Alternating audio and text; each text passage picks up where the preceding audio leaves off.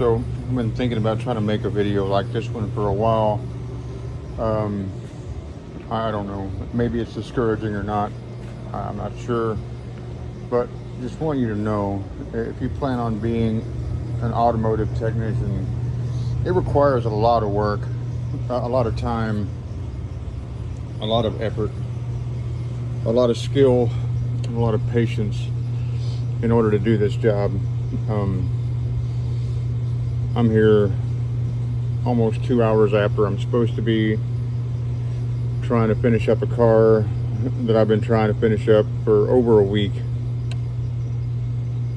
And the only time I have time to even do anything with it is after hours, because there's just so much other work to be done, and I work in a small shop, so it's not like I have the luxury of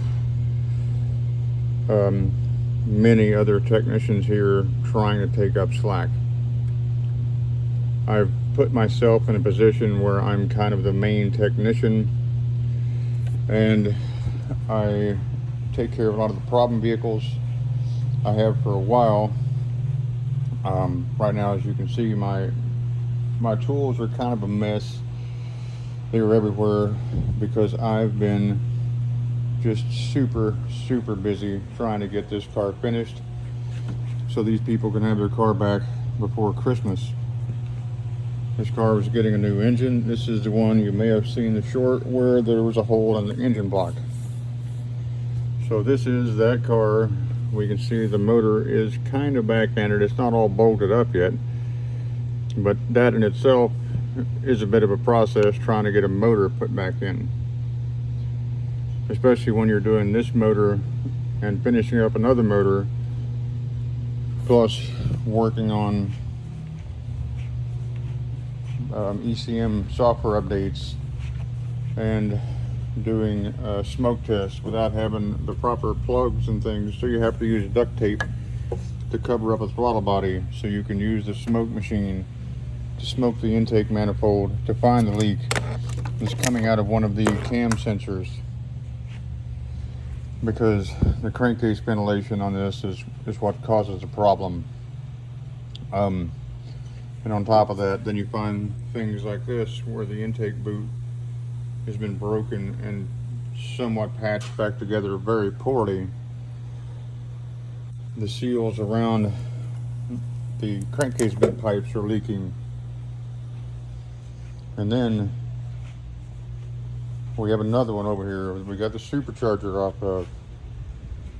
This one I didn't have to do the supercharger myself, but it helped to help lift it off, so because it was kind of big and heavy. And as we can see with this car, there's still all of this to go back in after the motor's bolted back in. So if you really want to be a mechanic, you got to have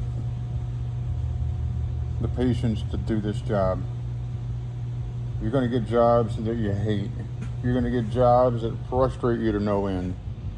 You're going to have to spend thousands, well, let's say tens of thousands of dollars on tools that you'll never get your money back out of. So if you want to be frustrated, you want to have a job where you end up with cuts and scrapes and smashed fingers, you're working late all the time, and you spend tons of money on tools, but it can pay pretty good, then maybe being a mechanic is something you want to do. Oh, and if you don't mind working around a dirty environment where you end up with filth on you every single day, this might be a job you're interested in. But anyway, I just wanted to talk about what it's like to be an auto mechanic for a little bit. Maybe you want to do it, maybe you don't. Maybe you just think you want to do it.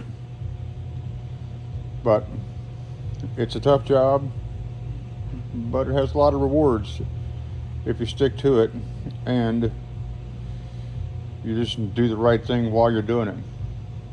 You know, sure, you can make a whole lot of money right now, or you can make good money for a long time if you treat your customers right and just do a good job. Make sure you're following proper procedures. And that's all you have to do. Anyway, thanks for listening. Thanks for watching me wander around the shop and show the filth I work in. And please consider liking and subscribing. I plan on having a lot more how-to type videos here in the future. I just have to have time to put them together and have the opportunity to show the things that I want to show on how to diagnose things. They don't come in every single day, so trying to build that kind of content can be difficult because I have no control over what shows up in the shop for me to make videos on. I try to do what I can, to show what I can on types of failures, how to diagnose. But then there are lots of times that I'll try to show you just some silly things that happen in the shop, just crazy cars that come in with very unusual issues. But like I said before, thanks for watching, thanks for listening, and please come back and watch some more. Anyway, have a good one, and I'll see you in the next one.